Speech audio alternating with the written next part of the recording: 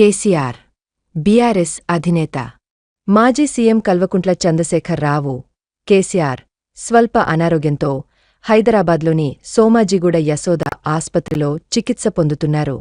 శుక్రవారం ఆయన కుమార్తె ఎమ్మెల్సీ కవిత ఆస్పత్రికి వెళ్లి కేసీఆర్ను పరామర్శించారు.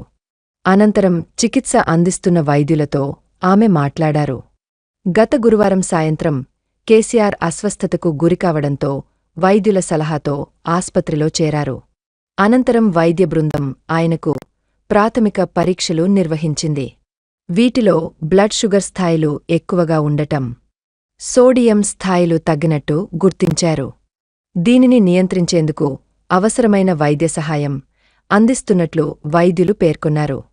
ఆయన ఆరోగ్యంపై గురువారం రాత్రి వైద్యులు హెల్త్ బులెటిన్ విడుదల చేశారు.